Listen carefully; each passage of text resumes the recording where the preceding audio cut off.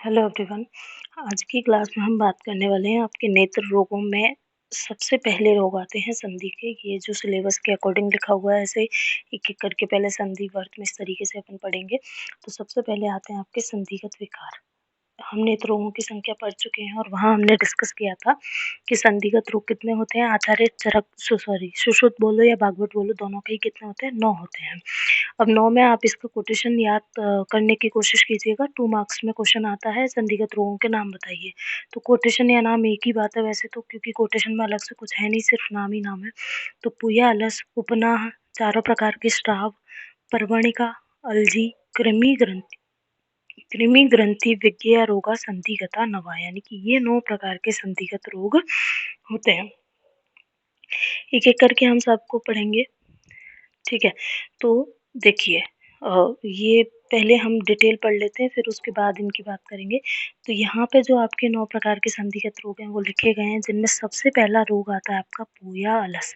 इसी तरीके से आपको पढ़ना है कि लक्षण और चिकित्सा साथ-साथ पढ़िएगा तो ज़्यादा अच्छा रहेगा। पहले लक्षण और बहुत बाद में आप चिकित्सा पढ़ोगे तो लक्षण ही भूल जाओगे कि आप चिकित्सा किसकी पढ़ रहे हो। तो पूया अलस जो रोग है उसके अंदर होता क्या है? देखिए, इनके कोटेशन भी हैं। अब कोटेशन के तो मैं आपको ज़ोर दे के तो नहीं बोल रही, लेकिन अगर किसी को याद हो जाए तो वो ज़ाहिर करें बिल्कुल, क्योंकि बड़े क्वेश्चन्स आते हैं। जैसे संधिगत रोग आपसे पूरा 10 मार्क्स या 5 मार्क्स में पूछा जा सकता है। तो वहाँ आप अगर कोटेशन लिखते हो एग्ज़ाम में तो अच्छा इम्पैक्ट जाता है। तो आप अगर याद कर सकते हो तो कोटेशन ज़रूर याद करें, लेकिन अगर नहीं कर सकते तो फिर आपको हिंदी ही पढ़ना है। तो देखिए, पूया अलस में क्या होगा? पूया अलस का जो कोटेशन है वो ये रहा। पक्वः श्रोवः संधिजः संश्रवेद यह सांद्र पूयम पूति पूयालसः। यानी कि क्या होता है पूया अलस जो संधिगत रोग है? पहले तो आपको ये नाम याद रखने हैं कि संधि के अंदर ये 9 रोग आ रहे हैं। सबसे पहली इम्पोर्टेंट बात तो ये है, ठीक है। तो पूया अलस में क्या होगा? नेत्र की संधि के अंदर शोफ होता है, जिसमें क्या होता है पहले पाक होगा, और पाक जब हो जाएगा तो वहाँ पे पाक होगा तो पस बनेगी, और वो जो पस होगी वो कैसी होगी? सांद्र और दुर्गंधित पूय का स्राव होता है, उसे हम क्या कहते हैं? पूयालस कहते हैं। तो पूयालस का जो स्पेसिफिक अगर आपसे एक लक्षण पूछा जाए जिससे आप पूयालस को पहचान सकते हो, तो वो लक्षण है हमारा सांद्रम सांद्रम पूयम पूति। यानी कि यहाँ से जो पूय का स्राव होगा वो पूय कैसी होगी? पूति यानी दुर्गंधित, और सांद्र पूय का स्राव होगा। ये इसका स्पेसिफिक लक्षण है। पूयालस को देखो, मैंने आपको वेदन के 15 रोग बताए थे, उसमें 14 तो हमारे सर्वगत थे और एक अलग से आ रहा था जो था हमारा पूयालस। तो इसमें हम व्यध साध्य व्याधि यानी कि इसमें वेधन कर्म करते हम, रक्त मोक्षण और उपनाह भी करा सकते हैं इसमें। नेत्र पाक, क्योंकि यहाँ पे पाक हो रहा है तो नेत्र पाक नाशक जितनी भी विधि विधान है उनका यूज करना है। और यहाँ पे अब जितने भी नेत्र विकार है तो हम नेत्र रोग से रिलेटेड जो चिकित्साएं होती है जैसे अंजन, तर्पण, पुटपाक, इन्हीं को पढ़ेंगे। तो यहाँ पे हमें अंजन का यूज करना है, और अंजन केवल आप ऐसे भी लिख सकते हो कि सेंधव लवण और मधु का अंजन करना है। ये आपको पूरा याद रह जाए तो आप रख सकते हो कि काशीस, सेंधव लवण और अदरक, इन तीनों को मधु के साथ पीस करके वहाँ पे अंजन लगाना है। तो पूयालस में अंजन किसका लगाते हैं? काशीस का। काशीस, सेंधव लवण और अदरक को मधु में घिस करके, शहद में घिस करके वहाँ पे अंजन आपको लगाना है। लेकिन सबसे खास चिकित्सा इसकी यही है कि ये वेधन साध्य व्याधि है, ठीक है। बाकी तो इससे ही क्वेश्चन ना आंसर आ जाता है कि इसमें पाक हो रहा है तो आपको पाकनाशक चिकित्सा करानी है। दूसरा डिजीज आती है हमारी उपना। उपना का कोटेशन क्या है? ग्रंथि न अल्पो, यानी कि बड़ी ग्रंथि। न अल्प का मतलब यानी कि बड़ी, छोटी नहीं है, कैसी है? बड़ी। तो बड़ी ग्रंथि बनेगी। दृष्टि संधाव अपाका, उसमें पाक नहीं होगा, कफ की वजह से हो रहा है। अब उपना, श्लेष्म उपना कौन से दोष के अंदर आता है? कफ के अंदर। तो कफ के क्या लक्षण आएंगे? गंडू होगा, ठीक है। कफ में रुझा नहीं होती है, उसी को हम क्या कहते हैं? उपना कहते हैं। क्लियर है? तो उपना का लक्षण क्या होगा?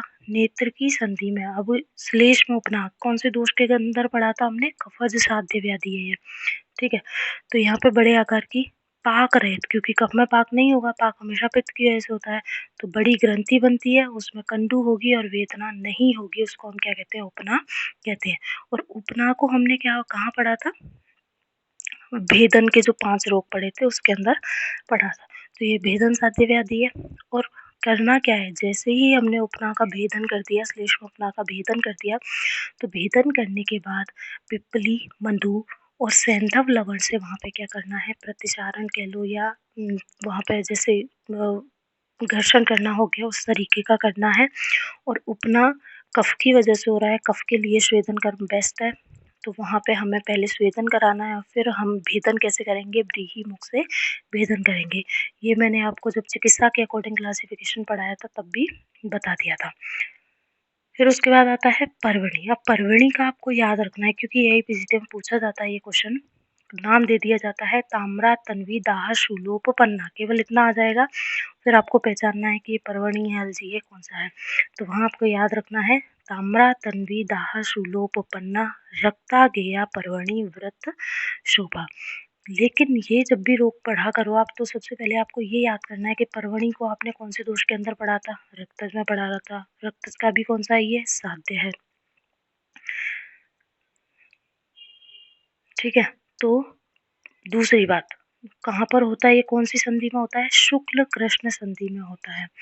ठीक है, यानी कि जो कॉर्निया और स्क्लेरा का जो जॉइंट है वहां पर होगा। तो शुक्ल कृष्ण संधि में ताम्रा, तन्वी, दाह, शूलोपपन्ना, ताम्र वर्ण की तन्वी यानी कि पतली गोल शोथ होता है जिसमें खास लक्षण है इसका दाह और शूल होता है। पर्वणी के अंदर वर्ण में ताम्र वर्ण की होती है, पतली होगी, और दाह और शूल होता है, उसको हम क्या कहते हैं, पर्वणी कहते हैं। और इसको हमने पढ़ा था छेदन साध्य व्याधियों के अंदर। तो पर्वणी में हम क्या करवाएंगे, छेदन करवाएंगे। करना क्या है, सबसे पहले शुक्ल कृष्ण संधि में हमें क्या करना है, स्वेदन करना है। स्वेदन छेदन का मैंने आपको पढ़ाया भी था कि छेदन किस तरीके से कराना है आपको, जो हमने अर्म का छेदन पढ़ा था बिल्कुल उसी तरीके से। और जो अर्म के पढ़े थे फिर राजाल और उनका छेदन वाला पढ़ा था, वो सारा याद रखना है आपको। वही प्रोसेस वापस यहाँ रिपीट किया गया है। तो शुक्ल कृष्ण संधि में हमें पहले स्वेदन कराना है। स्वेदन कराने के बाद बड़ी शस्त्र से आगे वाले पहले 1/3 पार्ट को पकड़ना है और आधे भाग को काटना है, आधे भाग को छोड़ देना है। ये हमारी वहाँ भी बात हुई थी, क्यों छोड़ना है, क्योंकि वहाँ पे अश्रु नाड़ी ना बने। ठीक है। फिर जो आधा भाग पर्वणी का आँख पे आपने छोड़ दिया है, वहाँ पे हमें क्या करवाना है, सैंधव लवण और मधु का प्रतिसारण।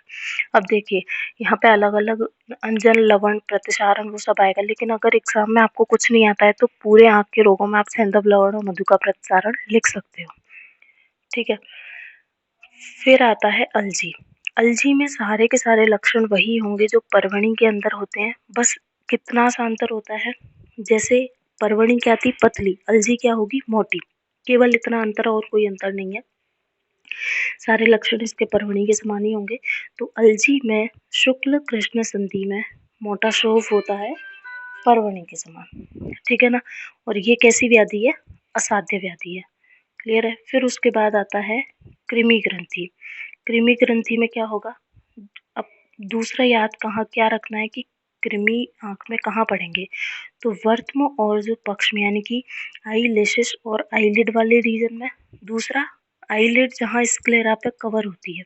तो वर्त्म शुक्ल मंडल की संधि में अनेक प्रकार के कृमि पड़ जाते हैं, और जहाँ जहाँ पे कीड़े होंगे वहाँ पे वो बैठेंगे तो नहीं शांति से, वहाँ पे खाते रहेंगे तो वहाँ पे कंडू होगी, वो छोटी छोटी वहाँ पे ग्रंथियाँ उत्पन्न कर देते हैं।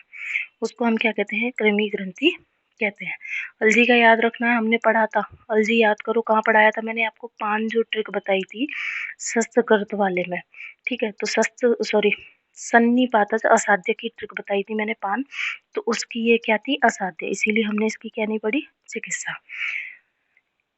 कृमि ग्रंथि में हमने क्या करवाया, पहले स्वेदन करवाएंगे, उसके बाद भेदन करेंगे, इसको भी हमने भेदन के अंदर पढ़ा था।